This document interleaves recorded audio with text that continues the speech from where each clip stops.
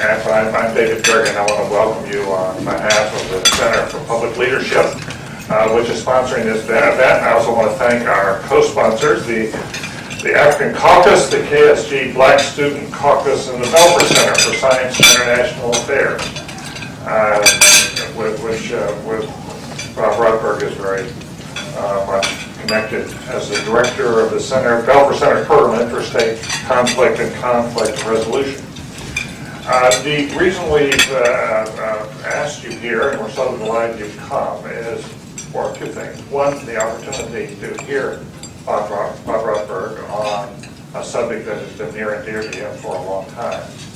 And secondly, to have him tell us all and share with the community the plans that he has hatched for a leadership initiative with regard to Africa. This is something he has taken very seriously. Has been studying government and leaders in Africa for some 40 years.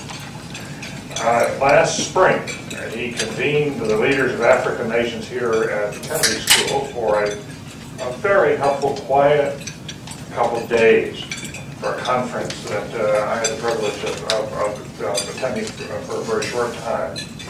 And then he took it to Africa and is now ready to launch a larger initiative. He's a man of many talents, with a background in the academy and a string of books to his name. He's well respected as a scholar and as someone who is in the arena caring about and trying to make changes through his own personal activism and his own personal commitment. I think he's one of the jewels of this school, one of the real treasures of this school.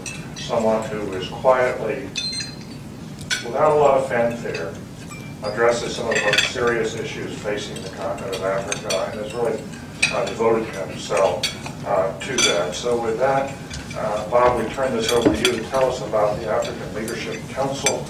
There is a piece in the Gazette that I commend to you, the April 8th issue of the Harvard Gazette, with a wonderful picture of Bob and a story about this effort.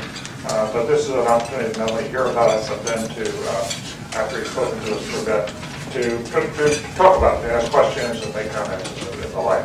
So with Bob Rotberg, thank you, and thank you for being here. David, thank you. Is this working? I can't hear it. Is it working now? It's on now. It's on. Okay. So, David, thank you for that generous introduction.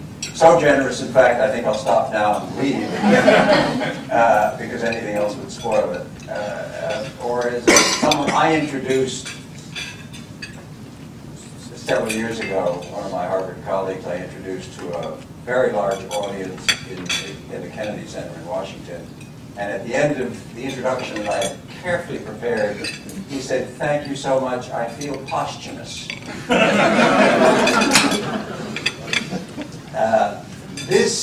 The African Leadership Council initiative and the African Leaders Project would not exist were it not in major part for the support of the Center for Public Leadership.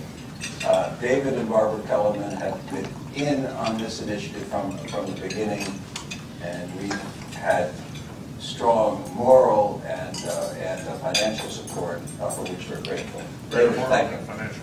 Greater moral than financial, but that's often at the Kennedy School.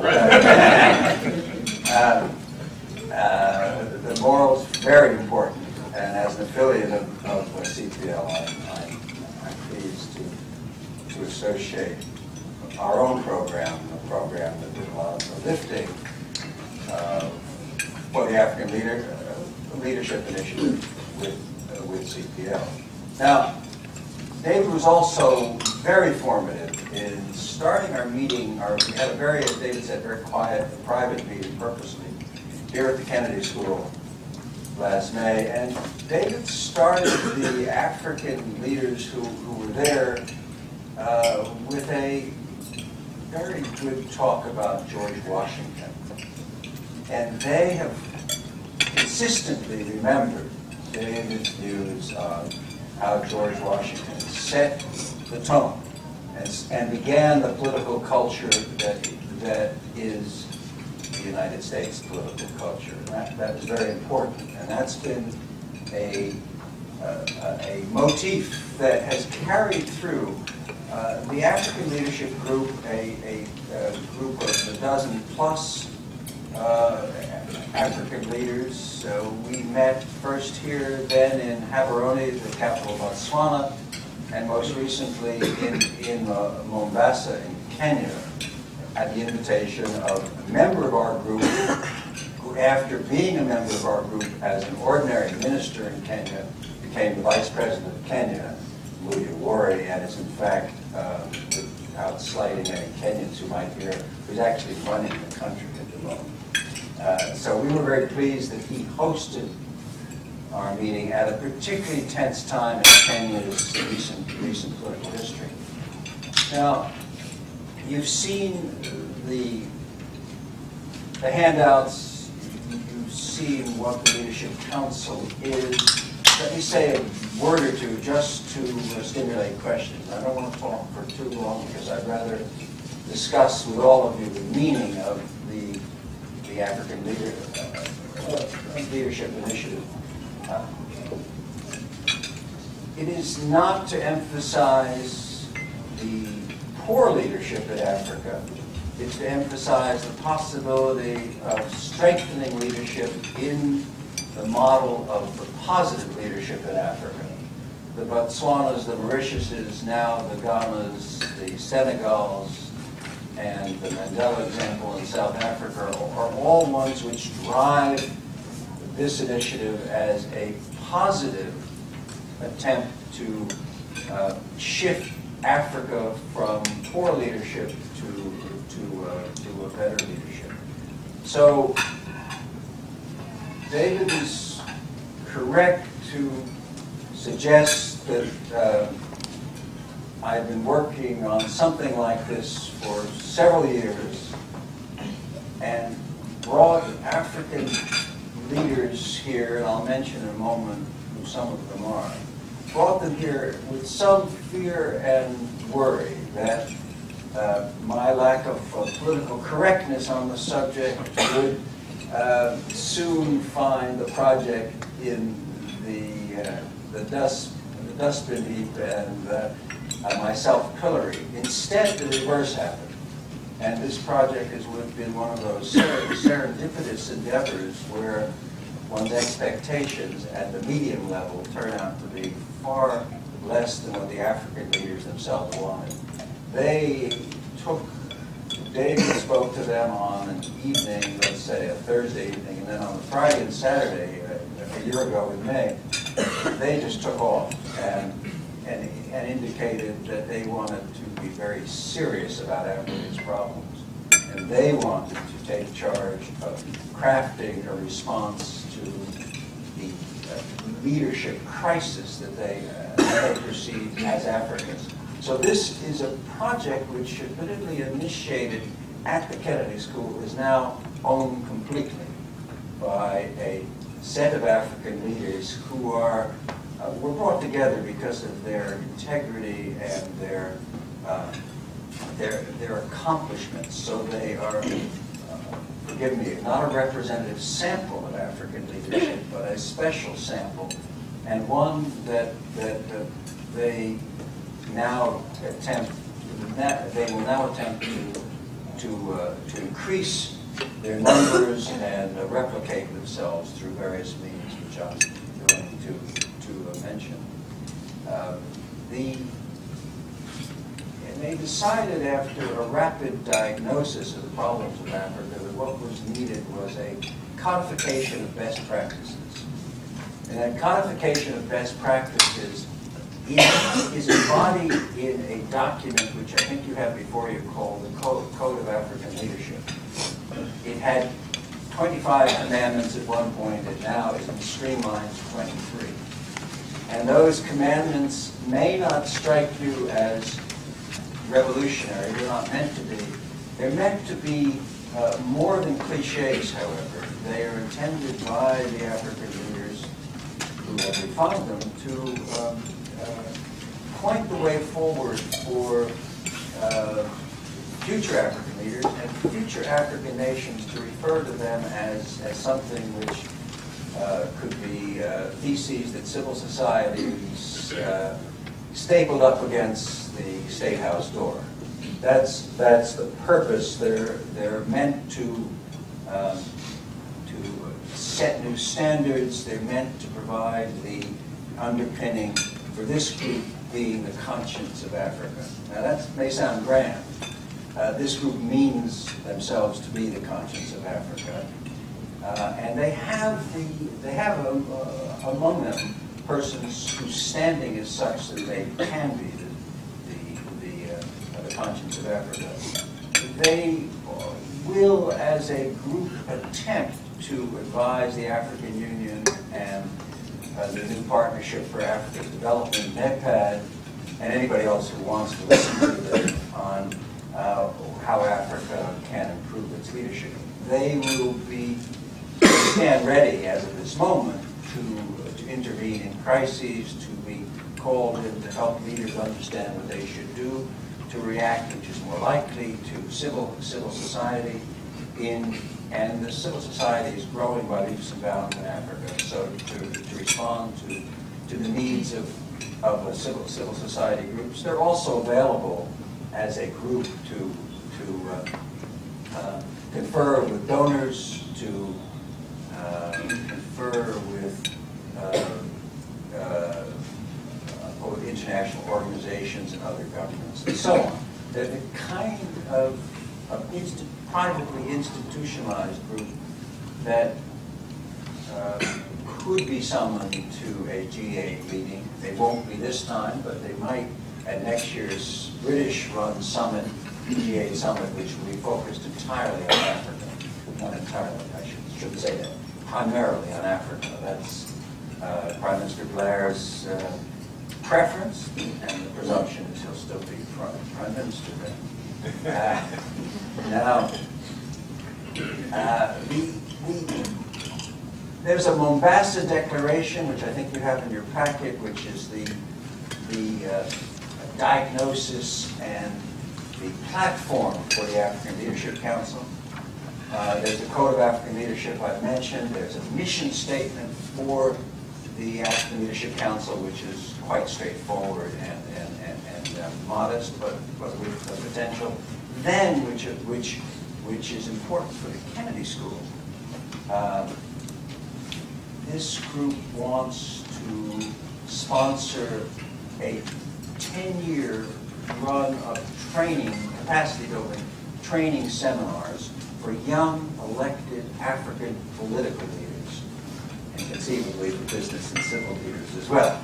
Now, their intention is to recruit new cabinet officials, parliamentary leaders that are about to go into the cabinet, and to bring them here and to model a training program that David participates in and that the Kennedy School's done for years and years, which is training congressional, newly elected Congress people.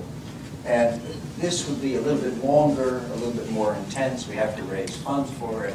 But the intent would be to have a training program once a year here, and then a second time in Africa the same year, and rotate until the point at the 5-year period or the 10-year period when we would then have a cadre of, let's say, 100 young African leaders. And we would then be able to say, presumably, that we had played a small part in the Renaissance of Africa. This is the way, I believe, and the African leaders that I've been working with believe, that we can, in fact, create an African Renaissance. The Mbeki method is fine, but it doesn't really get at the heart. And this is where CPL is going to be very central to this effort. It doesn't get at the heart of the crisis of Africa, which is leadership and governance. And governments can only be influenced by leaders. And the presumption, which I started on, David spoke to the group about, in effect, and the group, the African leaders group, being themselves leaders, took it and lapped it up, was that leaders do make a difference. and that leadership is not, institutions are important. This is controversial in the Kennedy School, as it should be. Institutions are important, but leaders in small, fragile countries, in poor countries under siege from HIV/AIDS, from lack of funding and so on, leadership is very important. We're talking about a continent of 53 countries. No other continent has 53 countries. No other continent has 48 sub-Saharan African countries, including Mauritius and the Seychelles. It's 48. That's a huge number compared to Southeast Asia, Asia, and so on. So there's a large denominator, and of those 48 countries, 15 are landlocked, which, according to the Sachs paradigm, cuts them down by 1 or 2% a year in GDP. Plus the other 1% they're losing because of tropical health factors, malaria, tuberculosis, and HIV/AIDS, etc. So many of these 48 countries are already with their backs to the wall, and that's why leadership becomes less important. And so the African Leaders Group took this all to heart and are now ready to act. The first chairman of the African Leadership Council is President Sir Kedemili Masiri, who's the second president of Botswana, a president who retired a year before his term was up so he could give a boost to his vice president, who's now president of Botswana, Festus Mogae. And President Masiri is well respected throughout Africa, not only because of Botswana's model leadership since its independence of democratic Africa, also because it has been well governed and prosperous throughout its entire period of independence, starting off poor without diamonds and later with diamonds, making good use of the resource of diamonds. The second elder statesman is General Yakubu Gowon, and some of you may wonder why a general's involved, but he has been, so there are some Nigerians here who will testify to this, I think. His period of running Nigeria, 1967-1975, was the period of the greatest participatory governance in Nigeria despite military leadership, the period of tolerance and so on. So he's the other founding Imze, elder statesman. And now, those of you who are at the Kennedy School and nearby schools must appreciate that General Gowon ran Nigeria from age 30 to age 38. And he exemplifies the best of young leadership that we expect everyone who comes through the Kennedy School to personify. And he's now an elder statesman, having survived. The third, and indeed almost the eldest member of this group, is the Vice President of Kenya, Moody Awori, who long struggled in the wilderness in Kenya and is now running the country. In addition, the Prime Minister of Namibia, Hage Geingob, the most recent Prime Minister, now head of the African Coalition in Washington, was a member of the group. So was a Prime Minister of the Provisional Government of Somalia, a series of former finance ministers, Sierra Leone, Malawi, and several other places, plus other ministers from Kenya, a minister from Zimbabwe,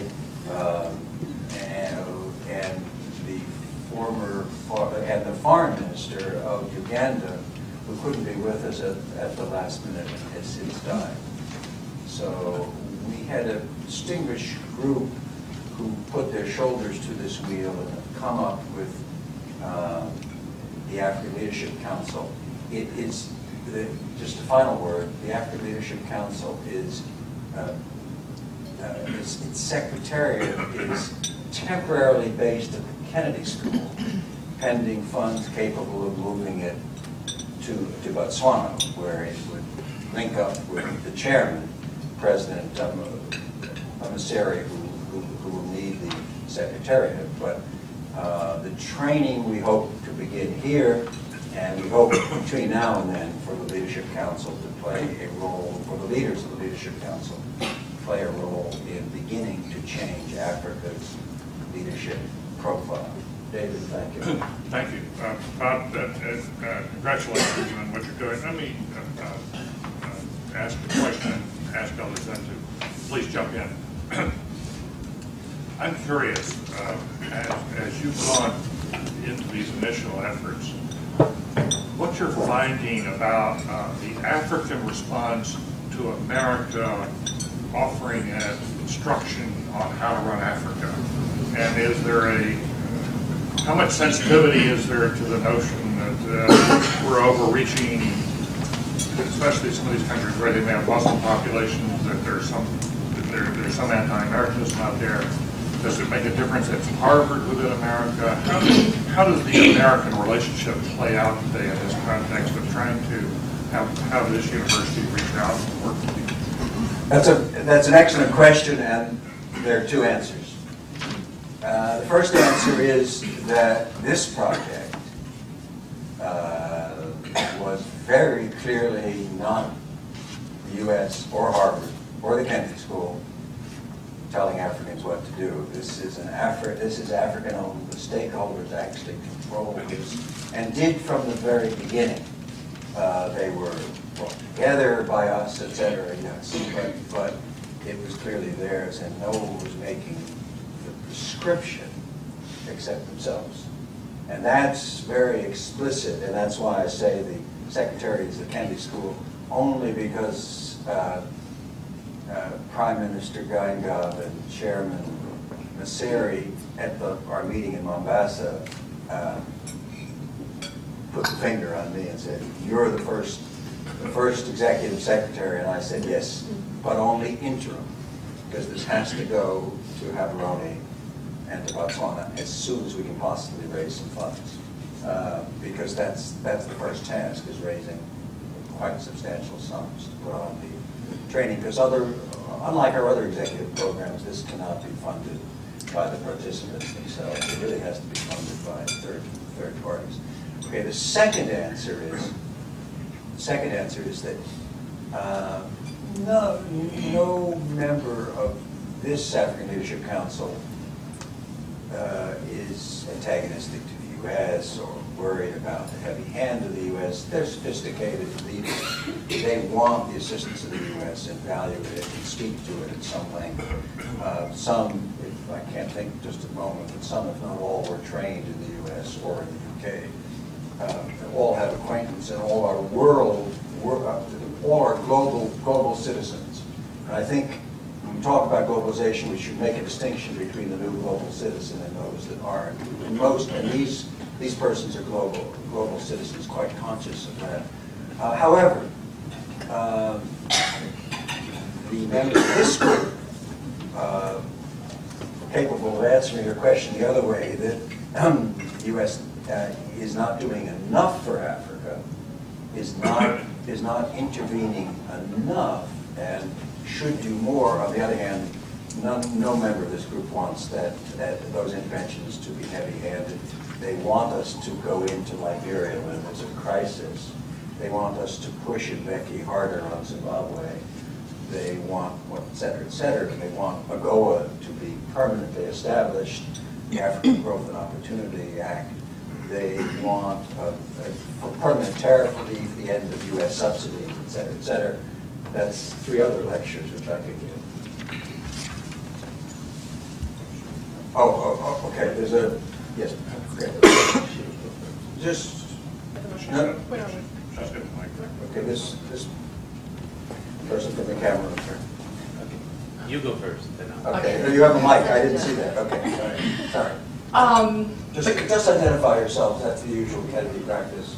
I'm Dr. Helene Daniels and Director of the Master in Public Policy program here at the Kennedy School.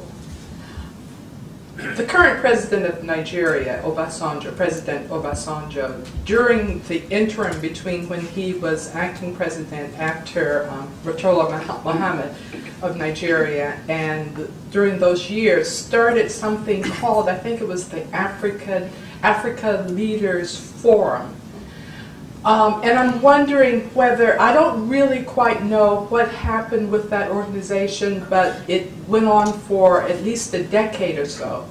And I'm wondering whether this new group, the African Leadership Council, has interfaced or picked up any of the pieces from the group that Obasanjo headed over at least a decade or more. Thanks, Helene. Yes, that's a very good question.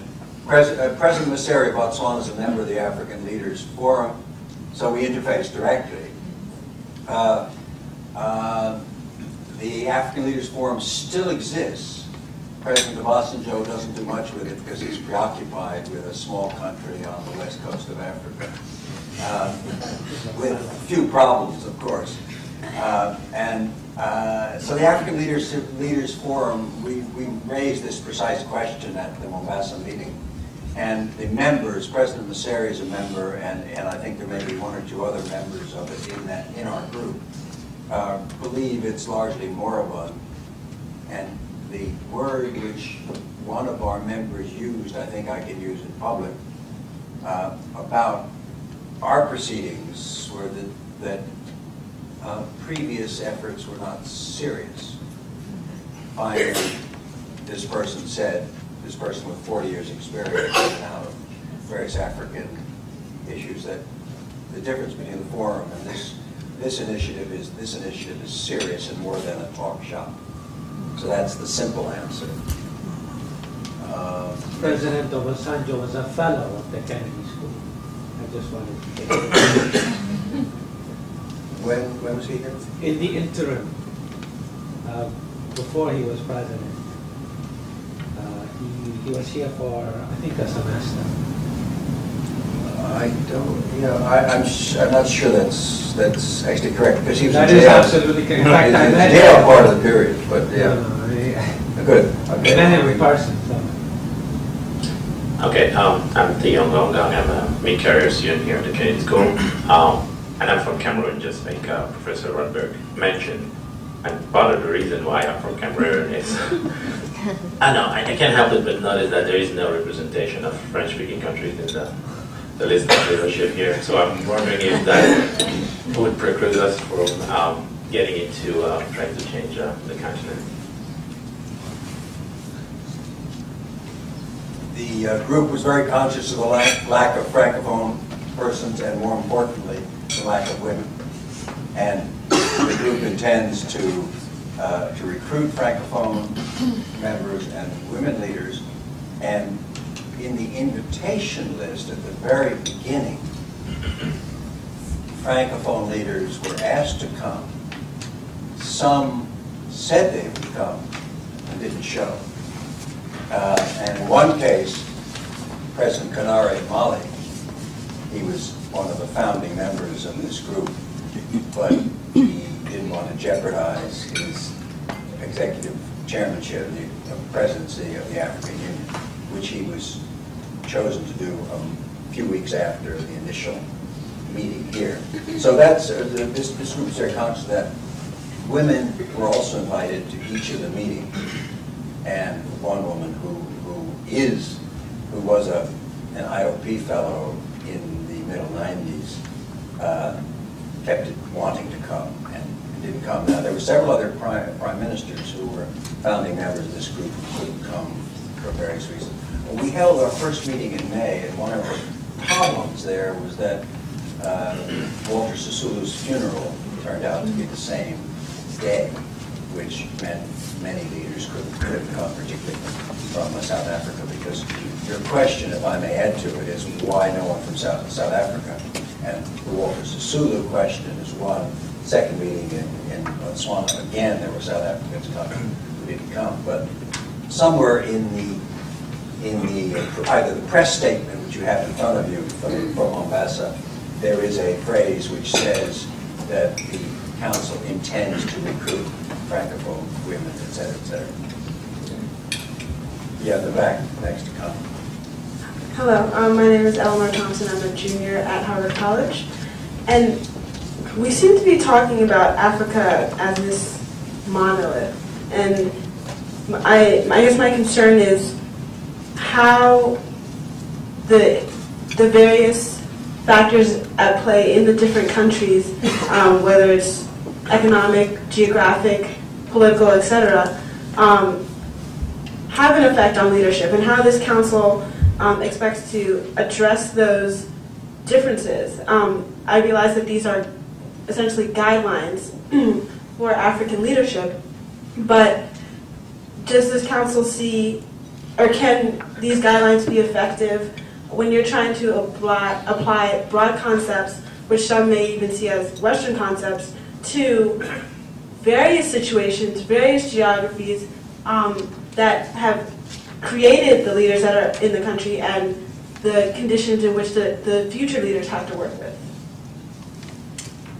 I think you raise very good points, and the members of the African Council would completely go along with what you're saying. So they would say yes.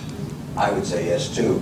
And I would point you to number 11, Commandment 11. They promote policies aimed at eradicating poverty, enhancing the welfare and livelihood of their people within an appropriate macroeconomic framework.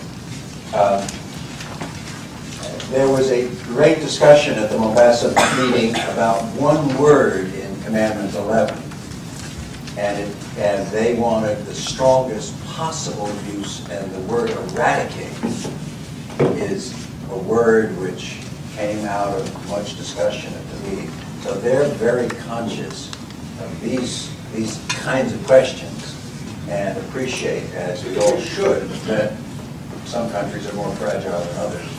Some countries use their resources less well. Some countries, like Nigeria, have immense resources and immense poverty at the same time. Cameroon might be another where we should think about this question.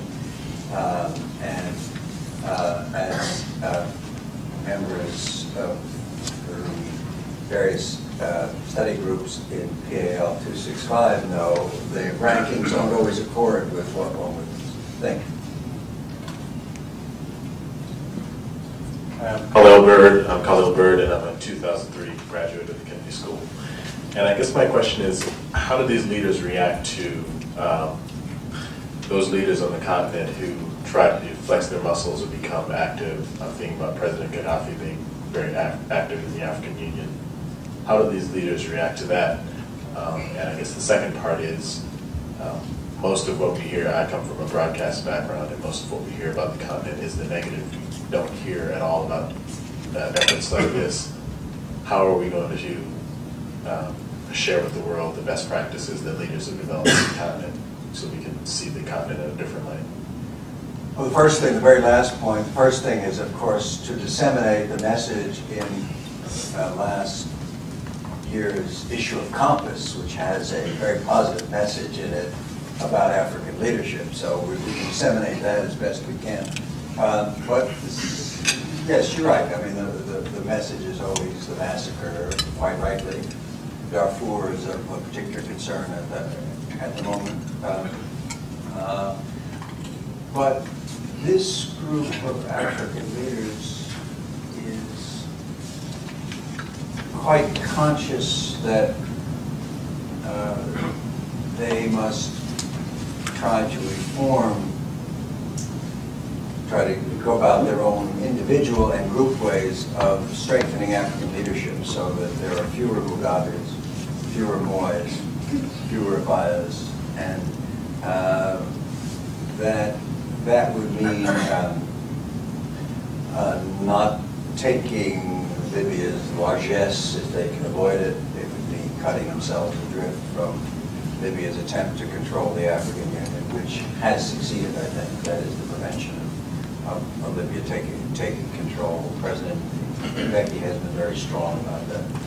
So this is a group which would bristle at the notion that Gaddafi is the way to go in Africa. Tunisia is another case in point where this African leadership group, by the way, intends that this should be for all of Africa, not just for sub-Saharan Africa. Thank you. My name is Kwabena Samojedu. I live in Accra, in Ghana, and I'm visiting as a fellow at the Harvard Divinity School. I think that the issues that are being raised, as somebody who lives and works in Africa, the issues that are being raised regarding representation need to be taken a little, if you like, more seriously. Because assuming that I hadn't come for this meeting and I had seen this document elsewhere, judging by the list you have, my first reaction, would not to the council, would perhaps not be a very serious one. Because of the 10 people that you have listed, 3 are from Kenya. There's one from Nigeria, the largest country in the continent in terms of population. There's one from Sierra Leone, there's Tanzania. So, although Southern Africa is represented, South Africa is not there. The Islamic North is also not there. And then even coming to the individuals, if I take the first 2, maybe the first 3, the rest are not people that one would consider, whether we are talking about political or public office, as people who, from my point of view, have sufficient clout to make a difference as far as Africa as a continent is concerned. Secondly, I didn't see anything in your presentation that connects directly with existing regional groupings in Africa. There is ECOWAS, for instance. AU has just come up. There is a group that brings together North African countries, also South Africa, East and West. And they did not seem to feature in your presentation.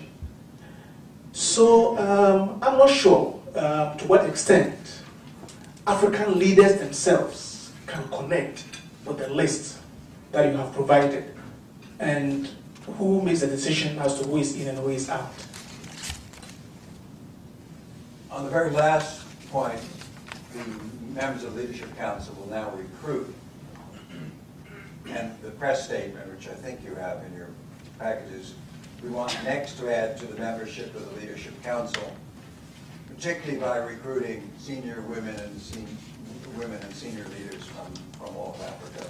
We intend to be fully inclusive of Africa and fully aware of Africa's many positive advances as well as its critical leadership weaknesses. This was a press statement that President Masari gave to a press conference in Mombasa. Local press, Kenyan press, but also the BBC, the Swahili service, and the All Africa service were both there and broadcast this. Now, this group took the view, and what's implicit in who they will recruit, they will only recruit leaders like themselves, leaders with unquestioned integrity, and they will do so at the sub-head of state level, because for protocol reasons it would be more difficult in Africa. We originally started hoping to recruit heads of state, and the protocol issues became so enormous that this group went then to former presidents and prime ministers, some serving prime ministers from smaller countries, and the vice president who became a vice president after he was a member. Also, the vice president of Malawi was due to come to our last meeting, but was in court being sued by his president on the day of our meeting, so he didn't feel he could be absent from the court case, which he won, by the way. Now, The central question you raise is this group is very conscious of its need to liaise with the African Union and NEPAD. It's less conscious, it doesn't say so explicitly, that it intends to liaise with the various sub-regional communities, but the Speaker of the East African Legislative Assembly is a member of the group, so that takes care of one area, and General Gowon is fully connected to ECOWAS, and so many of these groupings will follow. They're conscious of that. The other issue, which is implicit in your comments, is that this small private group is not representative of all of Africa. But I think the answer to that is we tried to bring people from additional countries together. Some couldn't make it. I mentioned President Kanari. And this is a beginning. This is an embryonic group. This is the germ of something bigger. But again, it will never be too large because they want to maintain their coherence and their influence as a private reform group rather than a consensus body. And that's, I think, how it will move forward. Carola. Thank you very much for the presentation. I also find that the exchange has been very useful. I'm Carola Weil, Research Fellow at the Developer Center this year. And I'd just like to follow up on the previous comments from our Ghanaian visitor. It seems to me that the comments and the exchange that we've seen so far reflects a fundamental tension that is particularly visible in the sub-Saharan African continent. I don't know as much about North Africa, between institutionalism and individualism. And it seems to me there are some fundamental concerns that need to be addressed for this kind of council to be successful, in that there is a problem with investing so much influence and expectation in a group of particular individuals, which is in many ways, in many parts of Africa, that has been the tradition. It tends to perpetuate itself. If in fact you want to institutionalize leadership, how do you move from that individualized level to the institutional level? And if I can just add to that, the one concern many funders might have in looking at this would be, we're creating yet another institution rather than strengthening existing bodies that might incorporate a leadership function, such as NEPAD or the African Union. I mean, there are a number of mechanisms that already exist. I wonder if you could comment on both of those points. Thank you. Thank you. I could argue the other side of this question, but let me argue the side which is most relevant here is leaders in Africa and elsewhere, I would argue, shape institutions. So we need, if we're going to get enduring institutions, as we have in Botswana and Mauritius and a few other places, I hope it's coming in Ghana again, and various other places in South Africa, we need to strengthen the political culture. I argue in the Compass article and elsewhere that Botswana and Mauritius now have modern normed political cultures of a kind that are capable of being emulated elsewhere in Africa, but haven't been as yet. And leaders make those changes. And the argument which you can read about in the Compass article, which is in your packets, I think, is that Sir Seretse could have gone either way in Botswana. He chose, for a series of perhaps idiosyncratic reasons, to strengthen rather than tear down institutions.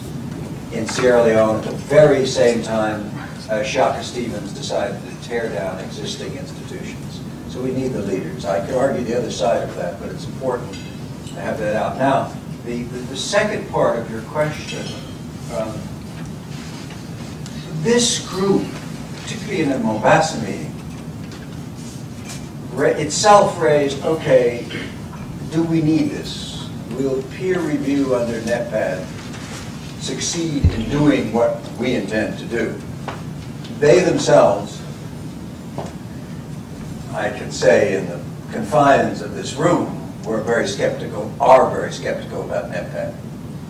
I think we should all see NEPAD as very promising, as the peer review mechanism, and the first 4 peer reviews, which are mandated for this year, and the 17 African nations that have signed up for peer review.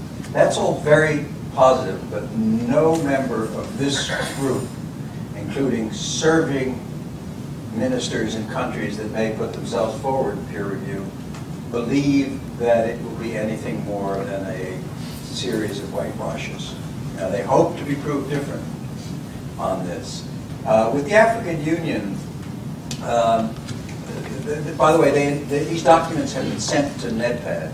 NEPAD is fully informed of what has transpired, and this group is waiting to liaise more closely with NEPAD, likewise with the African Union. And as I said, Kanari would have been a founding member of this group were it not for his ambition at that point to become head of the African Union. And again, how to work faithfully with the AU is the intention of this group, but how a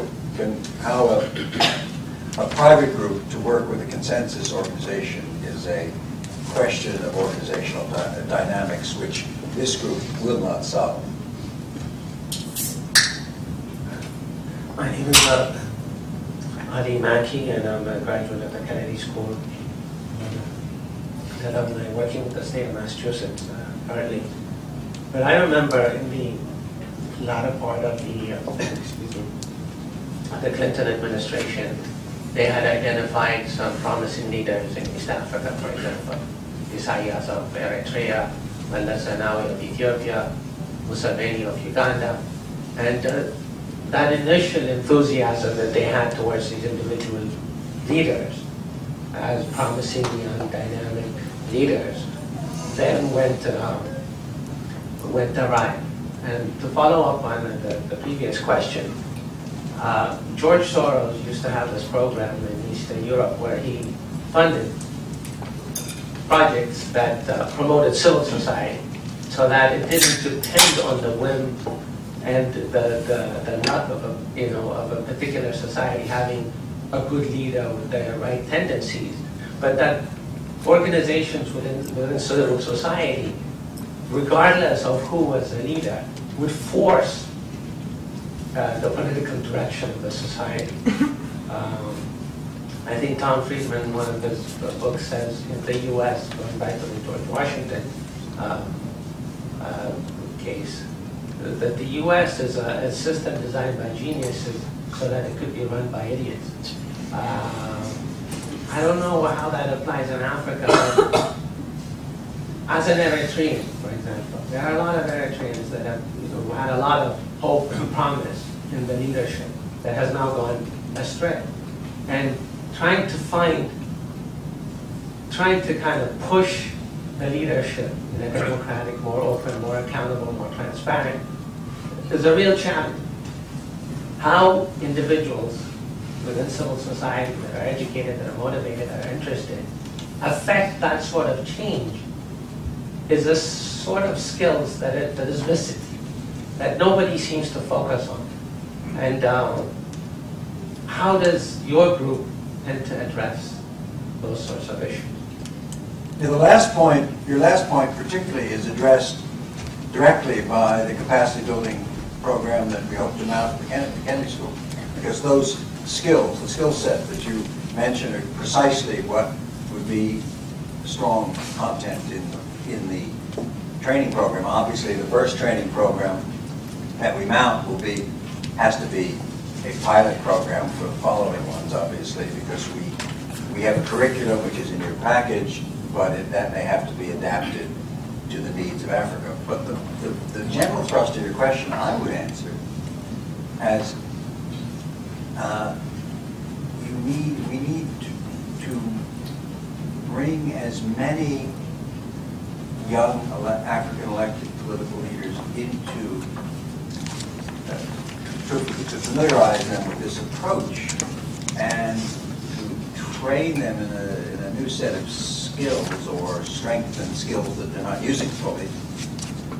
And once one has a cadre of young leaders acquainted with this approach, we will at least have a reasonable chance of having the dissemination of the skill set more widely. And we'll have a cadre of people who will reinforce each other in their various governments.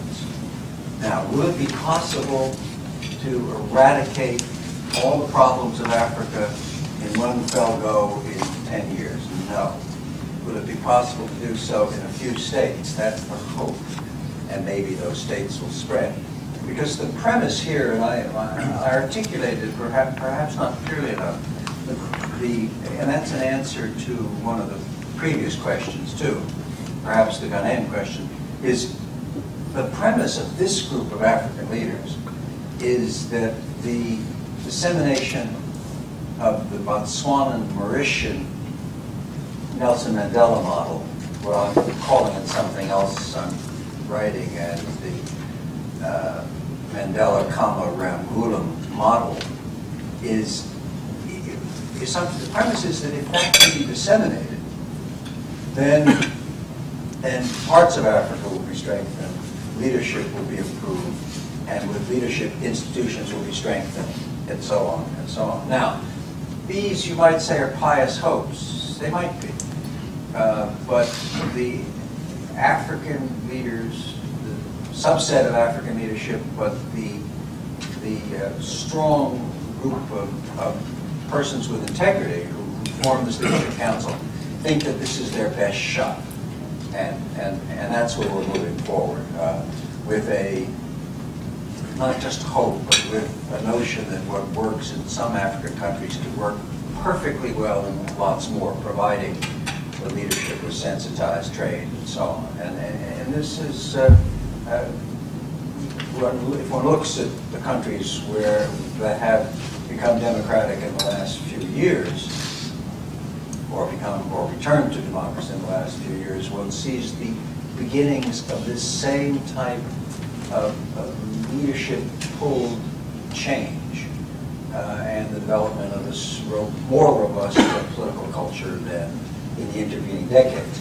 The challenge in many ways, and one which I don't expect that this group will meet necessarily, is Nigeria.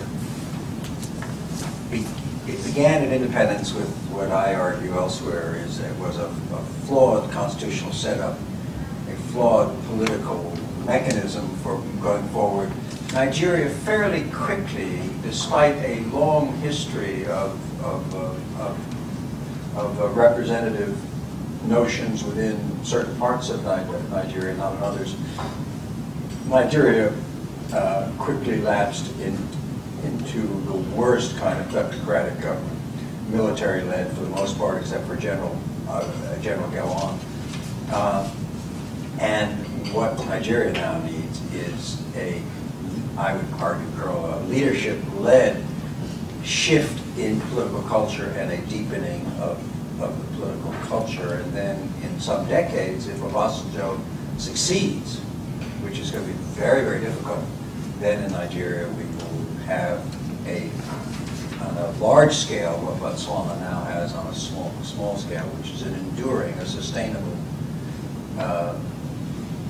participatory rule of law of political culture, where the rule of law and participation is dominant. Jane? So Jane Nelson, the Director of the Initiative for Corporate Social Responsibility here.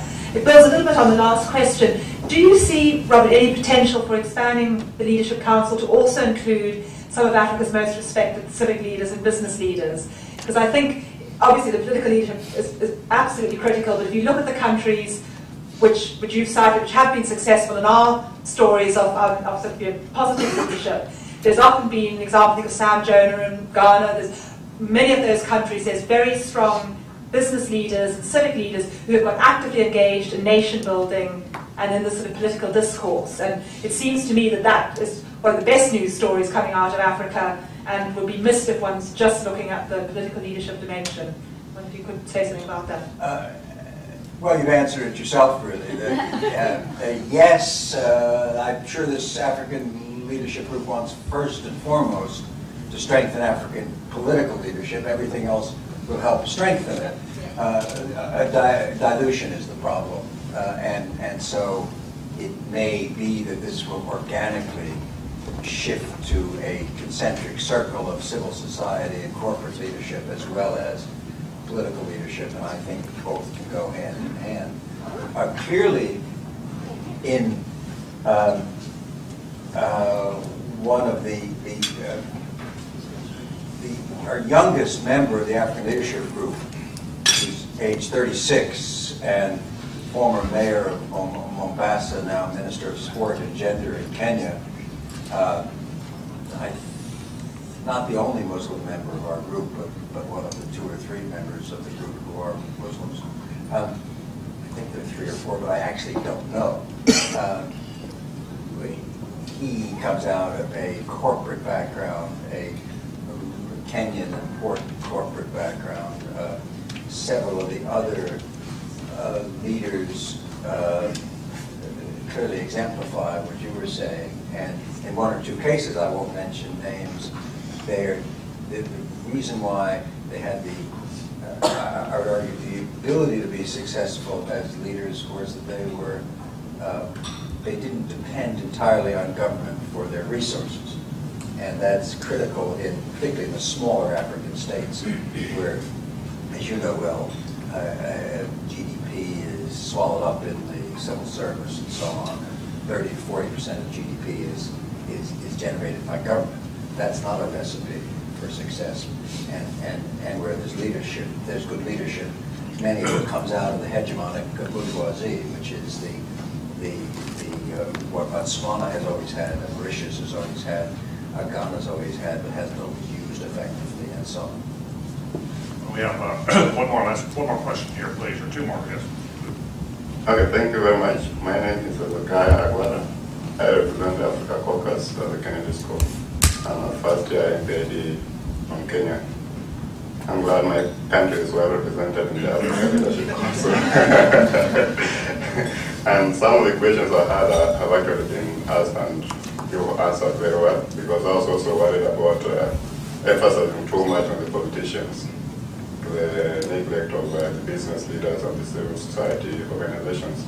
Because from previous trend, we've seen that these are like the most important kind of groups to make leadership changes in Africa. But my point is that we are kind of getting too much hung up on building consensus across Africa, which I don't think it's not necessary. We can never have same consensus across Africa on any project you can think of. But I think beginning with little initiatives for those who are interested and getting that to move on, little kind of gains and building on that will be the main, will provide the main impact on leadership in Africa. So I actually agree with you that it doesn't really have to go across Africa, because that would be just like duplicating whatever we already have, which have failed in the past. So to me, that's not important. Whether we get a consensus across Africa or not, it's not the main point. But my main point is whether we'll really be able to sustain this particular program. What are you having in mind in terms of sustainability? Okay, we've talked about viability, but I believe it's a viable initiative, but I'm more worried about the sustainability. Bringing them here for 2 weeks, and then for the 10 years or 100 people we're talking about, but we know that the leadership in Africa is a fluid kind of situation. My name is Olu, and I'm one of the co-chairs of the Africa Caucus as well, and I thank you for putting this on. And to demonstrate Hezekiah's point, I'm actually going to disagree with him. Because I think that a lot of, because I think it is important to build consensus if you're going to, and that's the way any idea derives its legitimacy. If you're going to, for example, a lot of these leaders, and I think that's what, I'm sorry, I should remember your name, but I'm going to call you the Guinean. That's what his point was, is that if he just read this paper without being here today, it's very difficult to see how serious this is. being a Nigerian, Yakubu Gowon would not be my first choice of someone who should be on this, because I think I may have my dates wrong, but he led a civil war in Nigeria. He fought against the Civil War.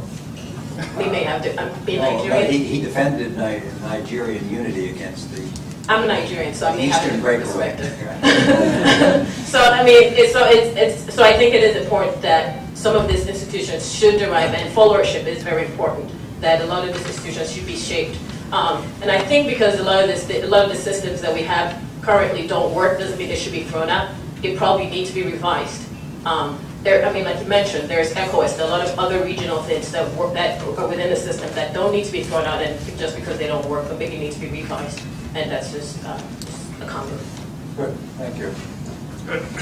Well, Bob Rotberg, this has been very helpful to deepen our understanding. It's I was wonderful to have these other voices and this issue of bringing institution building versus individual enhancement. The question of bringing business leaders in as well as political leaders. These are all strikingly good questions. And there's a larger question as well about how to link this up with other efforts at Harvard, such as the new World Health Initiative that's underway, or the Global Corporate Responsibility. There are a number of initiatives that will have an impact on perhaps ways to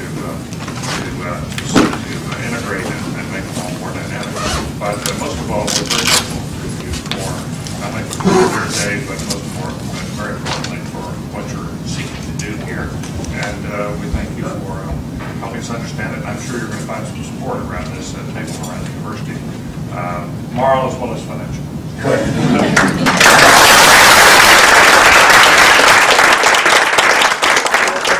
Sorry, I'd like the last word to thank Barbara and David for their support, and particularly for running this so well, and also Sana, Giacomo, and various others to the Africans here.